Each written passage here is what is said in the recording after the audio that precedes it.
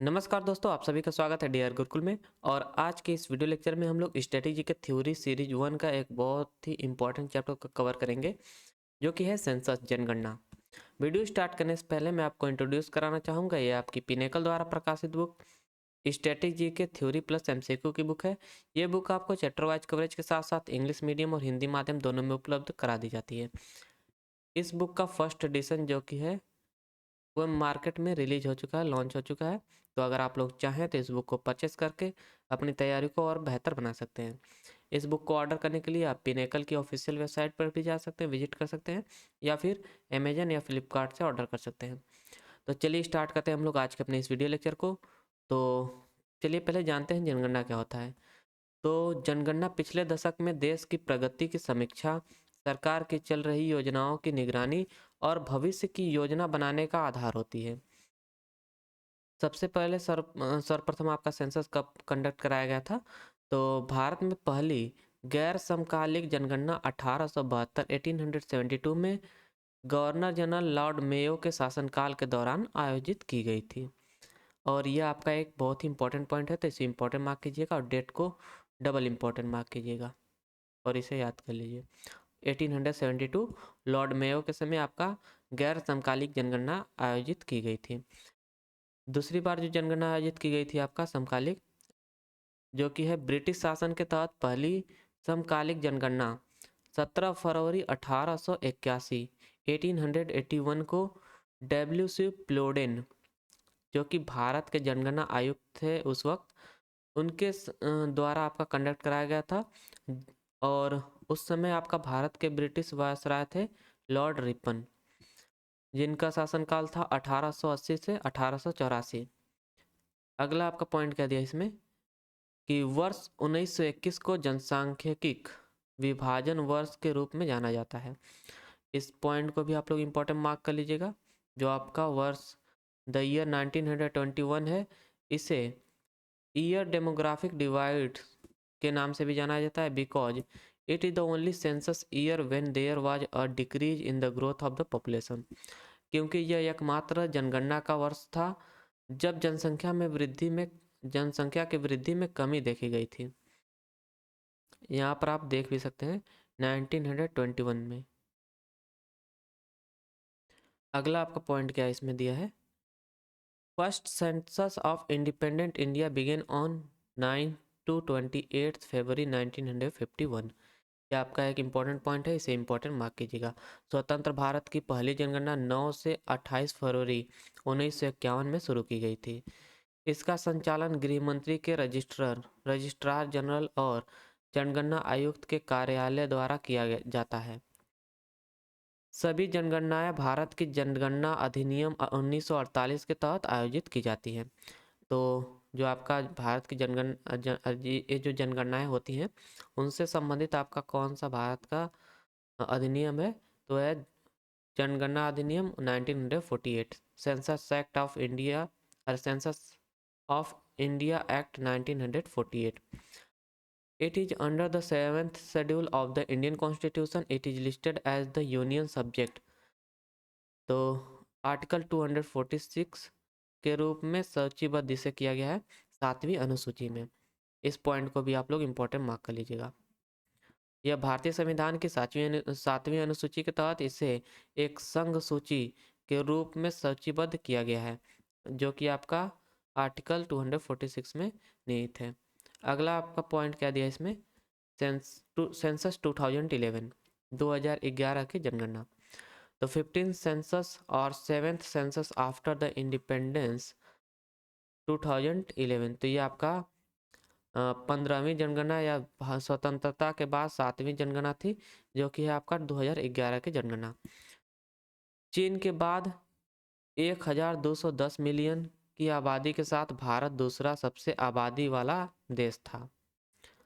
भारत का क्षेत्रफल विश्व के 2.4% भूभाग पर है, और यहाँ विश्व की लगभग 17.5% आबादी निवास करती है।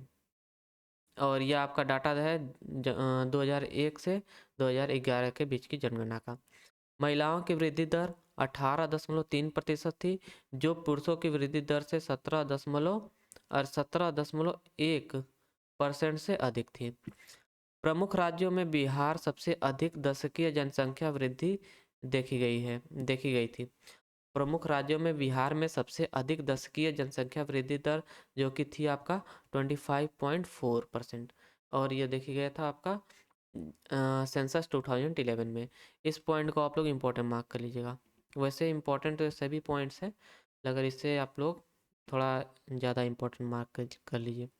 अगला पॉइंट क्या दिया इसमें कि स्लोगन जो था आपका 2011 का सेंसस का, आवर सेंसस आवर फ्यूचर, और यह बहुत ही वेरी इंपॉर्टेंट है, तो इसे वेरी इंपॉर्टेंट मार्क कीजिएगा, क्योंकि आपसे डायरेक्ट स्लोगन पूछ देता है कि 2011 का जो सेंसस था उसका स्लोगन क्या था। हिंदी में आपको मिलेगा कि हमारी जनगणना हमारा भविष्य।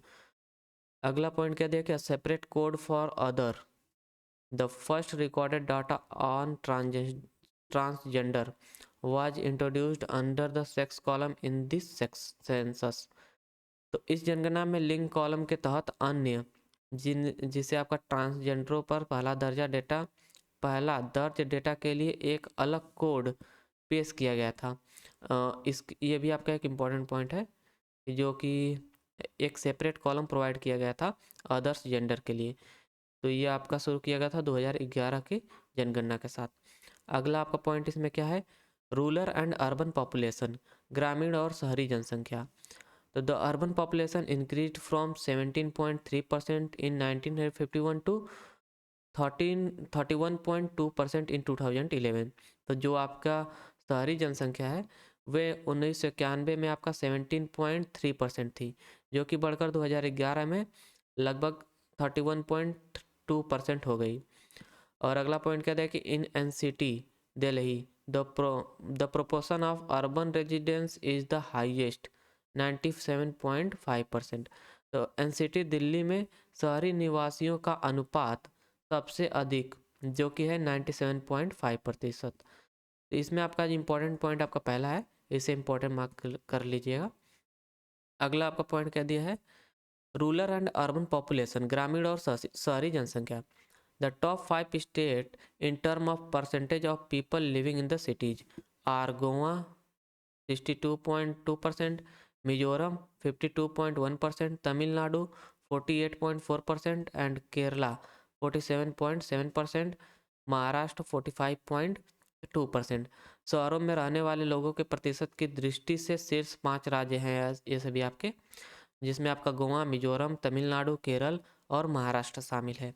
हाईएस्ट पॉपुलेटेड स्टेट है आपका उत्तर प्रदेश, जिसकी जनसंख्या है 19.98 करोड़, और लिस्ट पॉपुलेटेड स्टेट था आपका सिक्किम।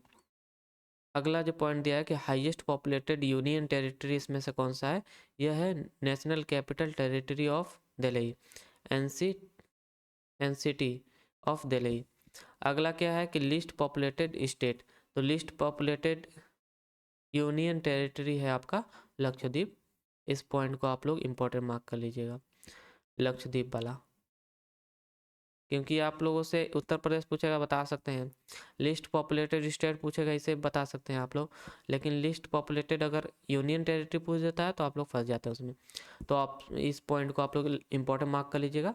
अगला आपका पॉइंट क्या दिया इसमें, लिटरेसी, साक्षरता, the ability to read, write and comprehend information in order to communicate effectively, एक प्रभावी ढंग से संचार करने के लिए जानकारी को पढ़ने, लिखने और समझने की क्षमता को आपका साक्षरता कहा जाता है।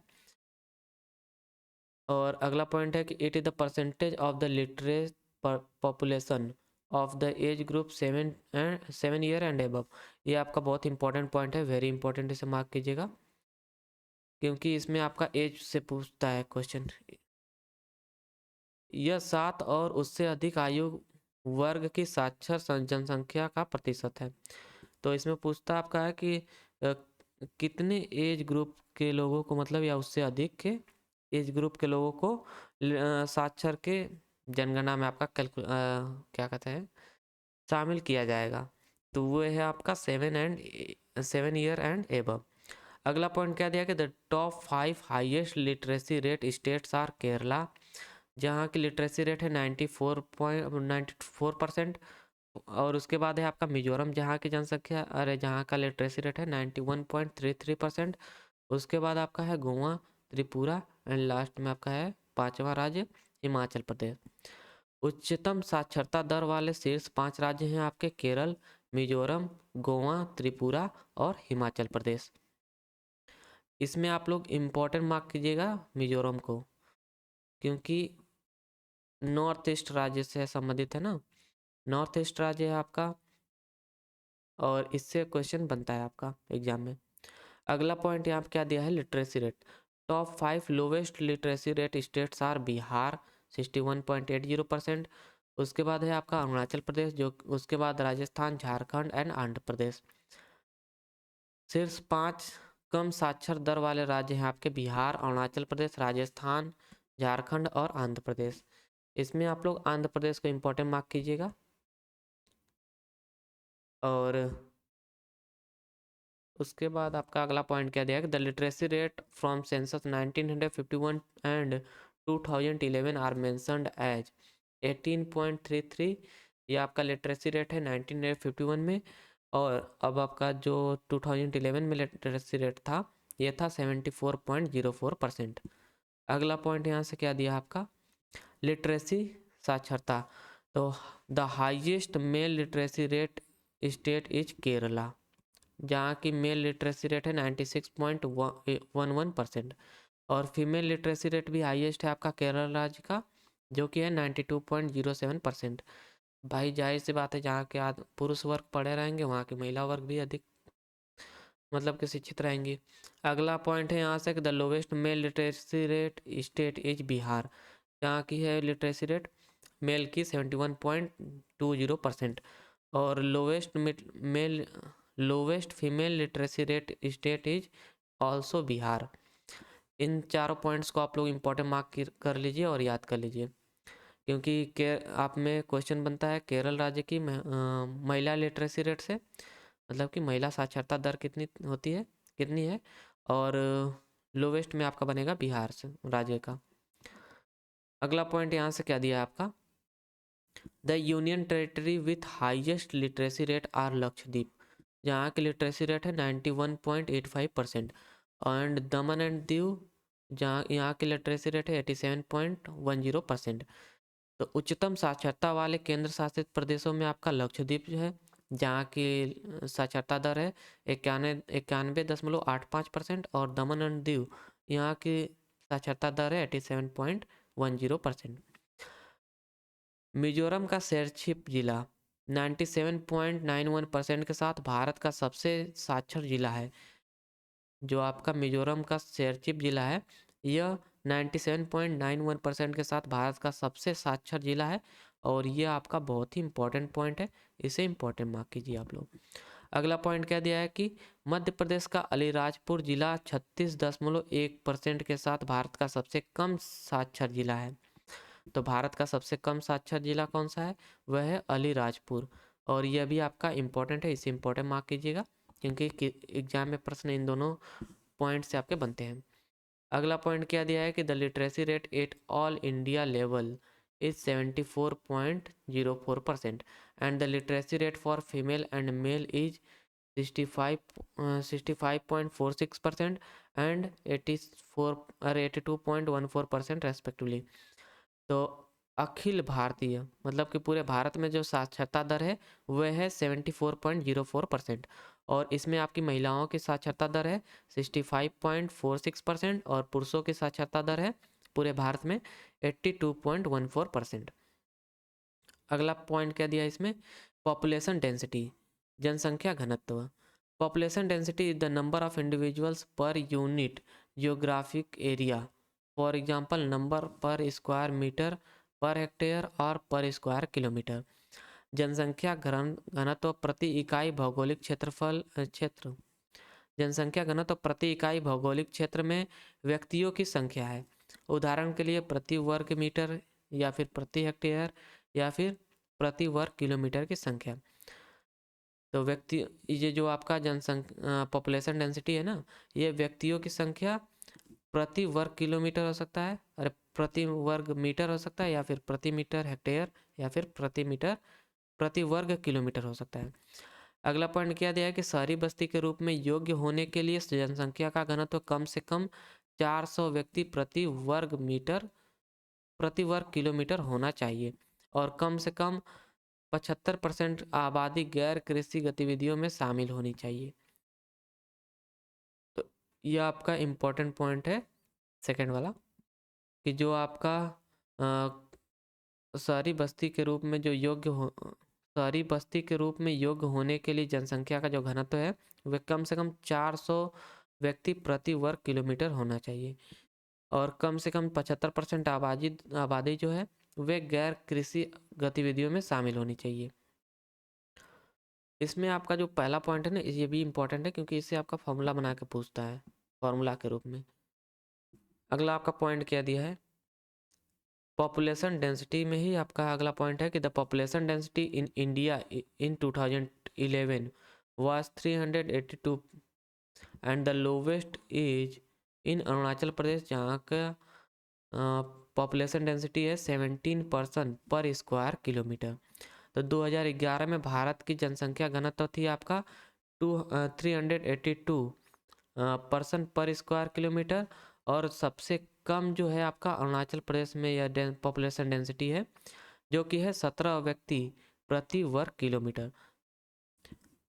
सर्वाधिक जनसंख्या घनत्व वाले राज्य हैं आपके बिहार, जहाँ पे पुरुषों की मतलब कि जो आपका पॉपुलेशन डेंसिटी है व्यक्तियों की संख्या है आपका 1106 प्रति वर्ग किलोमीटर, और पश्चिम बंगाल में है यह, उसके बाद आपका केरल, उसके बाद जनसंख्या घनत्व है सबसे ज़्यादा उत्तर प्रदेश में, उसके बाद आपका है हरियाणा राज्य में।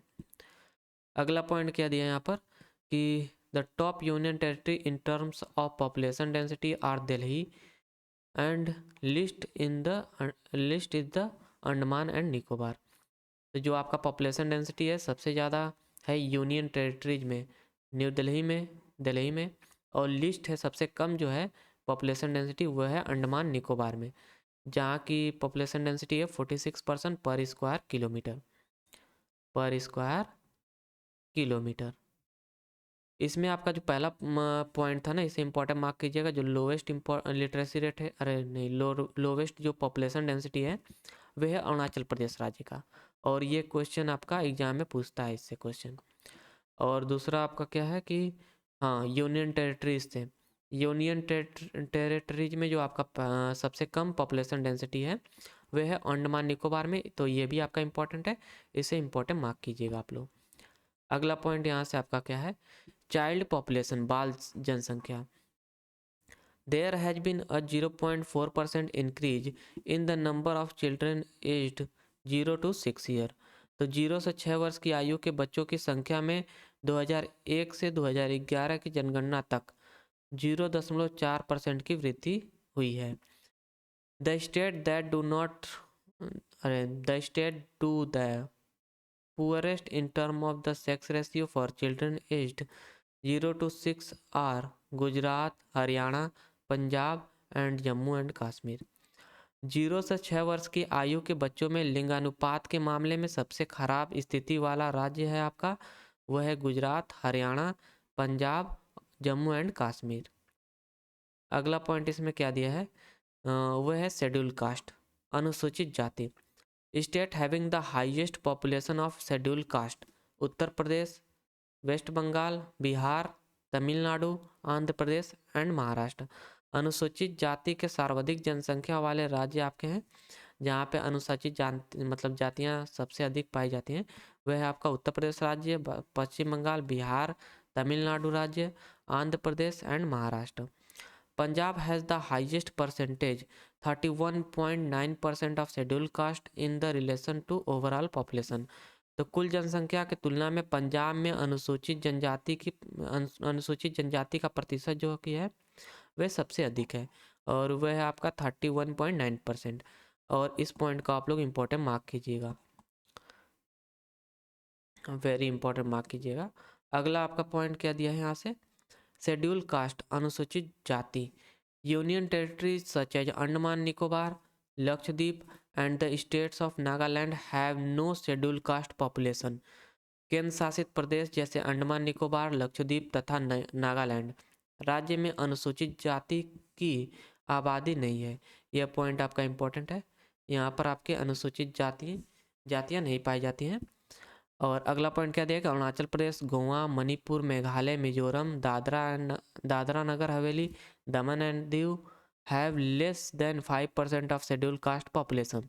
अरुणाचल प्रदेश, गोवा, मणिपुर, मेघालय, मिजोरम, दादरा नगर हवेली, दमन एंड दीव में अनुसूचित जाति की आबादी 5% से भी कम है। अगला पॉइंट आपका क्या है यहाँ से, शेड्यूल ट्राइब, अनुसूचित जनजातियाँ। तो अनुसूचित जनजातियों से आपका पहला पॉइंट संबंधित है कि Punjab, Haryana, Chandigarh, Delhi and Puducherry have no population of schedule tribe. तो पंजाब, हरियाणा, चंडीगढ़, दिल्ली, पुडुचेरी में अनुसूचित जनजातियों की कोई आबादी नहीं है। ये पॉइंट आपका इंपॉर्टेंट है, इसे इंपॉर्टेंट मार्क कीजिएगा। और जो आपका पीछे था ना, पिछला वाला पॉइंट, शेड्यूल ये जो राज्य थे, यूनियन टेरिटरी थे, इसे भी इंपॉर्टेंट मार्क कीजिएगा आप लोग। आपका अंडमान निकोबार है पहला राज्य, दूसरा है लक्षद्वीप, तीसरा आपका नागालैंड, ये तो स्टेट है। तो यहाँ पर मतलब कि आपके शेड्यूल कास्ट जातियाँ मतलब अनुसूचित जातियाँ निवास नहीं करती हैं। अगला पॉइंट आपका इसमें क्या है, शेड्यूल ट्राइब में, the state with the highest tribal population are Madhya Pradesh, Orissa, Maharashtra, Rajasthan, Chhattisgarh, Gujarat, Jharkhand, Andhra Pradesh, West Bengal and Karnataka. सर्वाधिक जनजातीय आबादी वाले राज्य हैं आपके मध्य प्रदेश, उड़ीसा, महाराष्ट्र, राजस्थान, छत्तीसगढ़, गुजरात, झारखंड, आंध्र प्रदेश, पश्चिम बंगाल और कर्नाटका। यहाँ पर आपका जो सबसे इम्पोर्टेंट है ना, वो है आपका मध्य प्रदेश राज्य। जो सर्वाधिक जनजातीय आबादी आपके हैं वे निवास करते हैं मध्य प्रदेश राज्य में, उसके बाद उड़ीसा में। ये टॉप 3 आप लोग याद कर लीजिए हमारे हिसाब से। तो टॉप 3 मतलब कि माइंड में आप लोग रखिएगा, जो जहाँ पर आपके शेड्यूल ट्राइब अनुसूचित जनजातियाँ मतलब निवास करती हैं, ये तीनों राज्य हैं टॉप 3। अगला प्रश्न यहाँ से कि शेड्यूल ट्राइब अनुसूचित जनजातियाँ से Mizoram has the highest proportion of the schedule tribe 94.4% of the total population. तो मिजोरम में अनुसूचित जनजातियों का अनुपात सबसे अधिक है, जो कि कुल जनसंख्या का 94.4% है। इस पॉइंट को आप लोग इम्पोर्टेंट मार्क कीजिएगा कि जो आपके अनुसूचित जनजातियां हैं ना, उनका 94.4% मतलब कि जो पॉपुलेशन है वह मिजोरम में निवास करती है। अगला पॉइंट क्या है कि Uttar Pradesh has the lowest proportion of the schedule tribe, जो कि है आपका 0.6% of the total population. Uttar Pradesh में अनुसूचित जनजातियों का अनुपात सबसे कम है, जो कि कुल जनसंख्या का 0.6% है। ये पॉइंट भी आपका इंपॉर्टेंट है, इसे भी इंपॉर्टेंट मार्क कीजिएगा। अगला आपका पॉइंट यहाँ से क्या दिया है, बिलो पॉवर्टी लाइन बीपीएल, गरीबी रेखा से नीचे। तो ये क्या होता है, it is a benchmark used by the government of India to identify individual and households in needs of government assistance and aid. यह भारत सरकार द्वारा सरकारी सहायता और साधन की आवश्यकता वाले व्यक्तियों और परिवारों की पहचान करने के लिए उपयोग की जाने वाला एक बेंचमार्क है। ये समझ लिए कि ये एक लाइन है जिसके ऊपर मतलब कि ऐसे लोग निवास करते हैं जो अपने डेली यूज के मतलब प्रोडक्ट इकट्ठा कर सकते हैं, जैसे कि रोटी कपड़ा मकान है जो ना, जो इसेंशियल एकदम रोटी कपड़ा और मकान, जिनके पास ये मतलब कि भाई इजली अवेलेबल हो जाता है और एबव पॉवर्टी लाइन है, एबव पॉवर्टी एपीएल, उनके लिए एपीएल कार्ड बनता है, जो मतलब कि ये सारे रोज़मर्रा की चीज़ें जुटाने में असमर्थ हैं, वे आपके आते हैं बीपीएल रेखा में, जो कि है आपका बिलो पॉवर्टी लाइन। यही है आपका बीपीएल। अगला आपका पॉइंट यहाँ से क्या दिया है, बीपीएल गरीबी रेखा से नीचे। According to multidimensional poverty index MPI 2019-2021, Bihar the state with the highest MPI value in NFHS for 2015-16 saw the fastest reduction in MPI value in absolute term with the proportion of multidimensional poor reducing from 51.89% to 33.76% in 2019-21. तो Bihar NFHS for 2015-2016 में उच्चतम MPI मूल्य वाला राज्य। 2019-21 में बहुआयामी गरीबी के अनुपात 51.89 से घटकर 33.76 पर हो जाने के साथ पूर्ण रूप से MPI मूल्य में सबसे तेजी से कमी देखी गई। The next fastest reduction in the MPI value was seen in Madhya Pradesh and Uttar Pradesh. तो MPI मूल्य में अगली सबसे तेज कमी मध्य प्रदेश और उत्तर प्रदेश में देखी गई। The next proportion of multidimensional poor in Madhya Pradesh and Uttar Pradesh in NFHS 5 2019-21 are 20.63% and 22.93% respectively। तो NFHS 5 में 2019-21 जो था आपका में मध्य प्रदेश और उत्तर प्रदेश में बहुआयामी गरीबी का अनुपात क्रमशः 20.63% और 22.93% देखी गई थी। यहाँ पर आपको दो टर्म देखने को मिल रहे होंगे, जो कि है आपका MPI। इसका अर्थ होता है मल्टी डायमेंशनल पॉवर्टी इंडेक्स।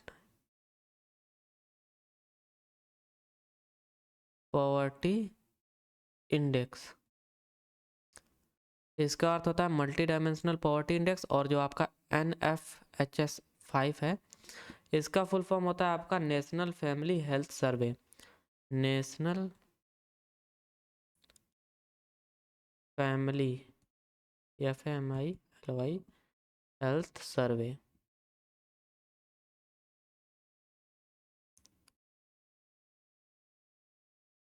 और ये आपका नेशनल फैमिली हेल्थ सर्वे 5 था, जो कि आपका कंडक्ट कराया गया था 2019-21 में।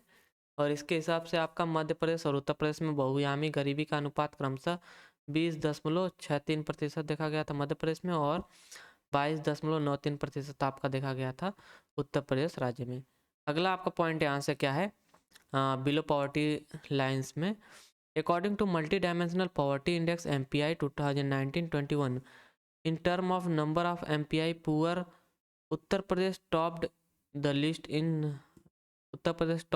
with 3.43 crore people escaping multidimensional poverty in the last 5 years, followed by Bihar 2.25% 2.25 crore.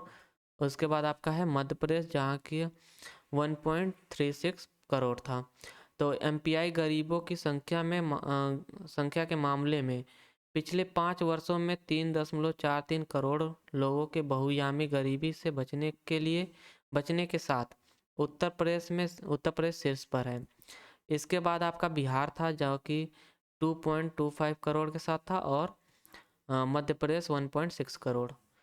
अगला पॉइंट क्या दिया है कि the state with lowest MPI value, यहाँ की MPI वैल्यू कम है मल्टी डायमेंशनल पॉवर्टी इंडेक्स, वो है आपका केरल राज्य, जहाँ की MPI है 0.55%, और गोवा राज्य उसके बाद आपका तमिलनाडु राज्य। अगला आपका पॉइंट यहाँ से क्या है, सेक्स रेशियो, लिंगानुपात। तो it is defined as the number of female per 1000 mail in the population. तो इसे जनसंख्या में प्रति 1000 पुरुषों पर महिलाओं की संख्या के रूप में परिभाषित किया जाता है। India has a sex ratio of 943 पर 1000 मेल। चाइल्ड सेक्स रेशियो है आपका इंडिया का 914 फीमेल पर 1000 मेल चाइल्ड। और अगला पॉइंट कहते हैं कि top 5 state with the highest sex ratio are Kerala, जहाँ का sex ratio 1084 female per 1000 mail, and followed by आपका तमिलनाडु, आंध्र प्रदेश, छत्तीसगढ़ एंड मेघालय। हरियाणा का सबसे लोवेस्ट सेक्स रेशियो है, जो कि है 879 फीमेल पर 1000 मेल। और ये आपका बहुत ही इम्पोर्टेंट है, जो कि इसमें आपका पूछता है संख्या ही 879 फीमेल्स। और ये आपका पहला पॉइंट इंपॉर्टेंट है। दूसरा पॉइंट जो कि आपका India has a sex ratio of 943 female per 1000 mail, तो इसे भी आप लोग याद कर लीजिए। और तीसरा जो इम्पोर्टेंट पॉइंट वो है केरल राज्य का सेक्स रेशियो। अगला आपका पॉइंट है यहाँ से top 5 union territories with the highest sex ratios are Puducherry, जहाँ का sex ratio 1037 female per 1000 mail. उसके बाद आपका है लक्षद्वीप, अंडमान एंड निकोबार, दिल्ली एंड चंडीगढ़। तो इस पॉइंट को आप लोग इंपॉर्टेंट मार्क कीजिएगा, Puducherry. The top 5 union territories with the lowest sex ratio, तो लोवेस्ट सेक्स रेशियो आपका दमन एंड दीव का, जहाँ पर है sex ratio 618 female per 1000 mail. उसके बाद है आपका दादर एंड नगर हवेली, चंडीगढ़, दिल्ली, अंडमान एंड निकोबार। तो आप लोग इसे इंपॉर्टेंट मार्क कर लीजिएगा, दमन एंड दीव को, जो यहाँ की सेक्स रेशियो है 1618 फीमेल पर 1000 मेल। अगला आपका पॉइंट होगा यहाँ से इंपॉर्टेंट फैक्ट्स हैं आपके, महत्वपूर्ण तथ्य कि शीर्ष 10 सबसे अधिक आबादी वाले शहरी मेट्रो शहर में आपका है मुंबई, जहाँ का जनसंख्या है 1.8 करोड़। इसके बाद दिल्ली, कोलकाता, चेन्नई, बेंगलोर, हैदराबाद, अहमदाबाद, पुणे, सूरत और कानपुर। ये आपका बहुत ही इंपॉर्टेंट पॉइंट है, क्योंकि बड़े बड़े जो एग्जाम्स होते हैं, मान लीजिए कि आपका सीजीएल टीयर 2 एग्जाम आ गया ना, तो उसमें आपको क्या देगा कि शीर्ष सबसे अधिक आबादी वाले शहरी मेट्रो शहरों की जो आपका शहर है उन्हें बढ़ते क्रम या घटते क्रम में व्यवस्थित कीजिए। तो ये आपका मुंबई आएगा पहले, उसके बाद दिल्ली, उसके बाद आपका कोलकाता, चेन्नई, बेंगलोर, हैदराबाद, अहमदाबाद, पुणे और सूरत, उसके बाद आपका आएगा सबसे आखिर में कानपुर। तो इस पॉइंट को इंपॉर्टेंट मार्क कर लीजिए और याद कीजिए। 2001 से 2011 के बीच जनसंख्या में ऋणात्मक वृद्धि वाला राज्य जो कि है नागालैंड। ये भी आपका एक इम्पॉर्टेंट पॉइंट है, इसे भी इम्पॉर्टेंट मार्क कीजिएगा, जो कि वृद्धि दर थी -0.6% की। 121.09 करोड़ जनसंख्या धर्म में से, मतलब कि इसमें कौन से धर्म आपके हैं शामिल, तो हिंदू धर्म है आपका 96.63 करोड़, मुस्लिम धर्म है आपका यहाँ पर 79.8%, नहीं भाई रुकिए, हिंदू धर्म है आपका 96.63%, जो कि है आपका पूरे इंडिया की पॉपुलेशन का 79.8%। यहाँ पर मुस्लिम जनसंख्या है आपका 14.2%, और ईसाई जनसंख्या है, ईसाई धर्म की जनसंख्या है 2.3%, सिख धर्म की जनसंख्या है आपका 1.7%, बौद्ध धर्म की जनसंख्या है 0.7%, जैन धर्म की जनसंख्या है यहाँ पर भारत में 0.4%, और अन्य जो धर्म है उनके जनसंख्या आपका 0.9%। मुसलमान भारत की सबसे बढ़ते धार्मिक अल्पसंख्यक हैं। अरे बढ़ते नहीं, मुसलमान भारत के सबसे बड़े धार्मिक अल्पसंख्यक हैं, क्योंकि इनकी जनसंख्या है 14.2%। अगला आपका जो यहाँ से फैक्ट क्या है कि 2001 की जनगणना के अनुसार भारत की जनसंख्या 1027 मिलियन थी, और 2011 में भारत की जनसंख्या 1210.19 मिलियन थी, जो कि आपका 17.64 जो 181 मिलियन जनसंख्या से अधिक थी। अगला पॉइंट क्या है कि हिंदी लगभग 43.6% लोगों द्वारा बोली जाने वाली प्रमुख भाषा है, और ये आपका इम्पोर्टेंट पॉइंट है, इसे इम्पोर्टेंट मार्क कीजिएगा। इसके बाद बंगाली बोली जाती है 8.03%, उसके बाद आपका मराठी भाषा, उसके बाद तेलुगु, तमिल, गुजराती, उर्दू, कन्नड़, उड़िया, ये भाई गुजराती 2 बार आ गया ना, इसे एक बार कट कीजिए। उसके बाद उड़िया, मलयालम, पंजाबी, असमिया, मैथिली, ये सभी मतलब कि भाषाएं बोली जाती हैं। तो इसमें जो आपका इम्पोर्टेंट है वह है हिंदी भाषा और बंगाली भाषा और मराठी भाषा। तो इन तीनों भाषाओं के क्रम को याद कीजिए, याद रखिएगा, क्रम को याद रखिएगा। अगला पॉइंट क्या है कि 8वीं अनुसूची में उल्लिखित 22 भाषाओं में से संस्कृत भाषा सबसे कम लोगों द्वारा बोली जाती है। और यहाँ पर आपका सेंसस वाला चैप्टर भी समाप्त होता है, और आशा करता हूँ आपको ये वीडियो लेक्चर पसंद आया होगा। Thank you for watching, please do like and subscribe my channel and have a nice day. Have a nice day.